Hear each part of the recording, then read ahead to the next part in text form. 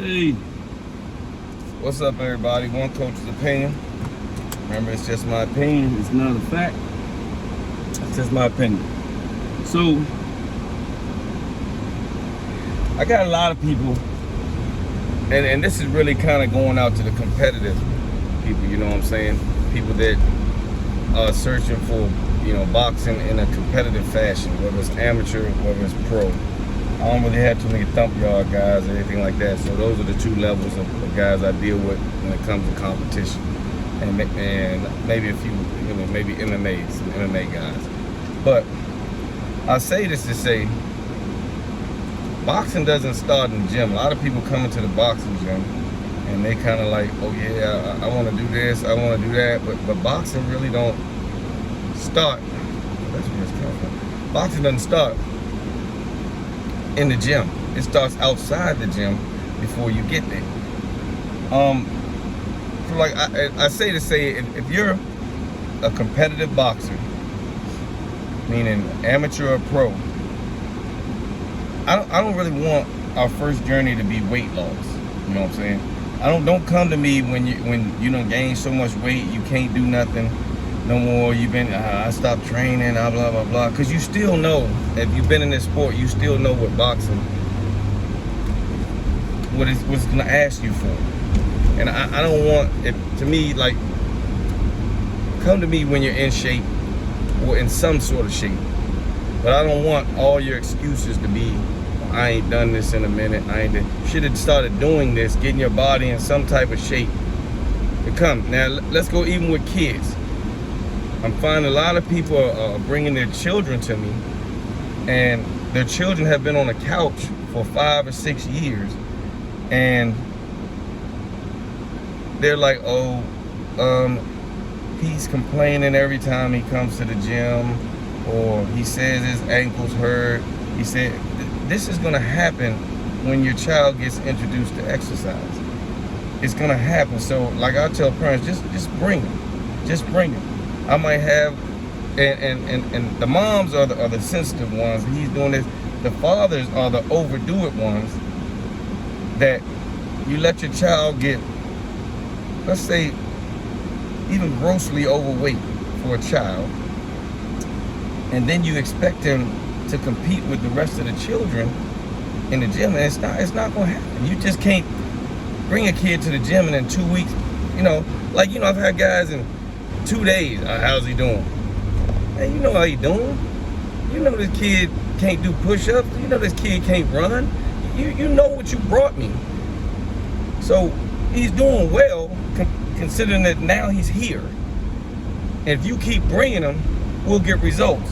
Now he's gonna complain, and he's gonna complain because he's not used to it. But if you give it time, you let me work with him, he'll get used to it, and he'll gradually grow. You know what I'm saying? I had so many people, even adults, that come to train, non-competitive adults, come to train, get a first dose of it, and maybe never come back. Never come back, because not on me, because they're doing too much. What else? What else can I do? Really, if you haven't worked out in a long time, you should start with maybe 30 minutes. 30 minutes of movement. You know what I'm saying? If you're excessively overweight and you're like, man, my knees are aching. I've had people come to me and they say, well, I want to get in shape in boxing. And then the next conversation is, well, when I got bad knees and my ankles messed up and I can't do this and I can't. How can we go forward? How can we go forward if you knew you had all these ailments? Some people just need to start off by walking. Just walk.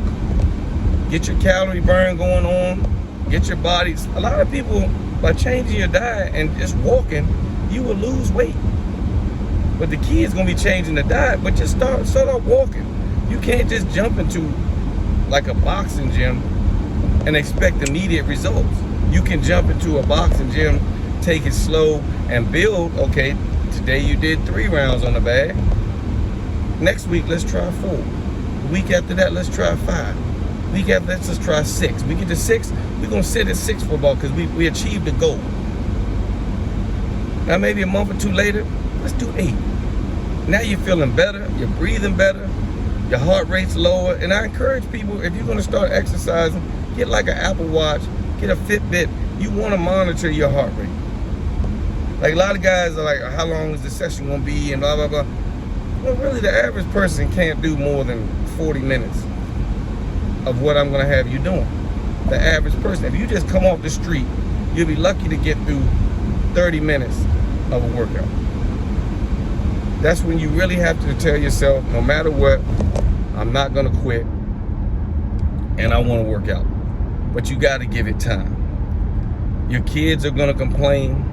If you're just bringing them in to start them off boxing, they're gonna complain. But you kind of gotta look at your participation in what went on. I don't see too many, because some people are like, oh, he just stay in front of that video game. He didn't buy that video game. You bought that video game. You could have sent him outside to ride his bike. Y'all went in the store, he wanted the PlayStation. The bikes was over there, the scooters was over there. I dare to say jump rope was over there, but I mean, it was over there, you know. I don't mean outside Miss Mary Mackin, but it's a lot of activities that they sell in Walmart that's not video games. So you can't really blame a kid. All he wants to do is play video games, and you bought him the video games. You know what I'm saying? You can't say, man, he never eats healthy, but you're supplying him with all the bad food. You know what I'm saying? Then you get kind of tired of looking at him, or you watch him go to the mailbox, and when he come back, he like,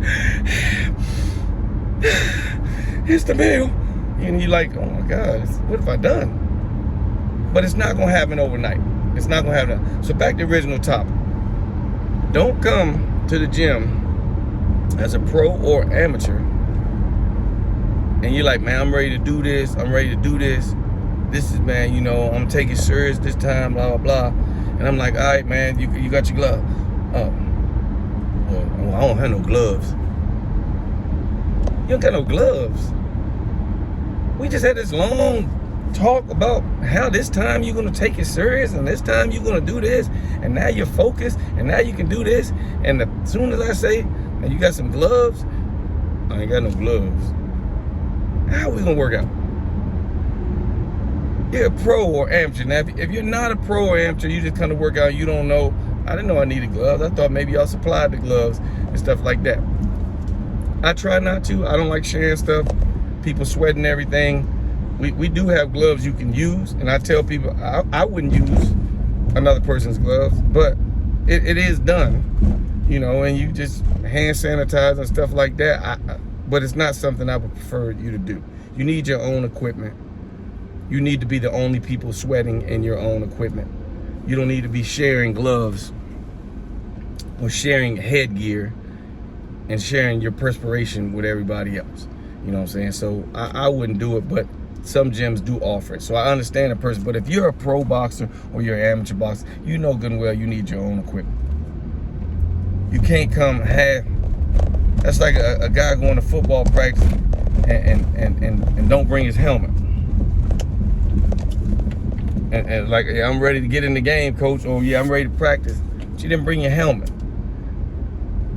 Make sure you have all your your I's dotted and your T's crossed before you get to the gym. Oh, it's time to run, man. I don't have no running shoe. You gotta have at least the simple stuff if you want to start. Like I said, you gotta put yourself in position to do this.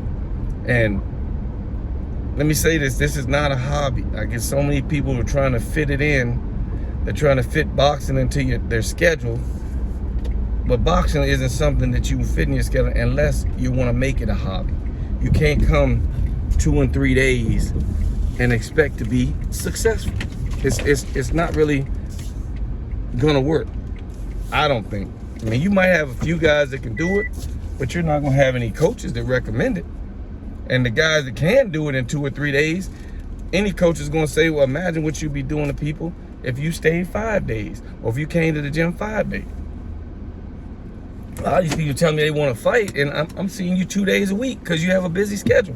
Now, I don't blame you for your life going the way it went, but the guy you might fight, he might have his schedule down pat. He might be training 5 days a week. He might be in better shape than you. He might be better than you just because he puts more into it than you. It don't have to do with skill level. It don't have to do with this. He puts more into this craft than you do. And that's what, when you look at world champions and you watch them how they train, you really don't have too many world champions out there that people say, man, one thing about this dude, he really don't work out. You got guys that be like, man, he hates working out, but he'll do it. And sometimes people use that grind, man, I hate this. And I look at this dude and I say, you're the one that's making me do this because I'm training for you. And they create a ball of energy that they use when they go for competition. I don't like training, but I do it so I can defeat you. And I'm gonna take all my training out on you. And people work like that. But I mean, you got guys that don't like to train, but they do it. That's bottom line. They do it. And they're prepared to do it. Prepare yourself to do it before you get to the gym. Everything you do outside that ring is gonna show inside that ring.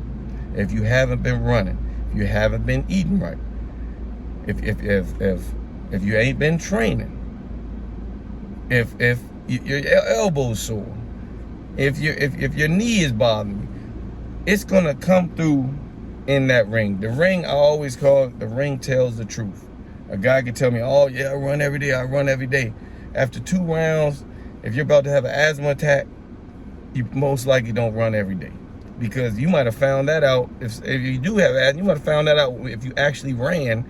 You might have been like, Joe, you know, I don't know if I'm gonna be able to do this. I got asthma real bad. You know what I'm saying? But if you ain't really running, don't wait till, you know, you get into a predicament where a guy's punching in your face and you realize you can't breathe. You know, that's the wrong thing. So make sure you're ready to come to the gym before you get to the gym. The gym isn't the solution to get you ready. Not a serious gym. Not with a serious train. Don't come when you've gotten so far out of shape that you're like, yeah, it's gonna be a minute. Yeah. You knew that before you decided to come. Start running. Start getting your body prepared for what's going on before we get there. Otherwise, you're just gonna come in and fail to compete with the other guys in the gym. And that might bring you down too, because now you got too much catching up to do. There's some things that you could catch up to do. A father asked me the other day, how can I help? Well, if you really could help, you wouldn't be bringing your son to me. You know what I'm saying? You'd be doing it. But fathers, help me by making sure your kid can do 20 push-ups. Help me by making sure your kid can at least run 1 mile and maybe under 10 minutes. I can work with that. We're gonna chop that time down, but I can work with that. Help me by letting her do sit-ups, so as soon as somebody touches his stomach, he don't start crying. You know, and this is all ages. Prepare them physically for what's getting ready to happen. Don't bring them to me and they ain't did a jumping jack in years and be like, how's he doing today? Well, what's up with him? You have progress? I expect him to do this, but this ain't no miracle. This, if your kid took, let's put it like this, if your kid took 2 years to gain 70 pounds, you're not gonna get that 70 pounds off in 2 weeks. It's not gonna happen, not in 2 months, not in 2 weeks. He's gonna gradually get it down unless you go on some severe diet plan and torture this kid. Remember, whatever you created has to probably be destroyed before we can recreate. Because this is the product you're bringing to most coaches. And then you'll say, oh, he don't really know nothing. Nobody does. We don't expect nobody to know anything. We expect to be able to teach them. And I'm pretty sure every coach agrees, because people come in thinking they got to say, well, he's never done this. He never done that. A lot of you parents are putting negative energy into your kids before you even drop it off. And some of you adults, you have a negative energy coming in. Yeah, it's been a minute. Look, come ready to train and I'll train you. We can do it slow, do a slow pace, but don't expect but so much. Don't expect a miracle. One coach's opinion. Tell me what you think. Especially you coaches out here, because y'all run these gyms.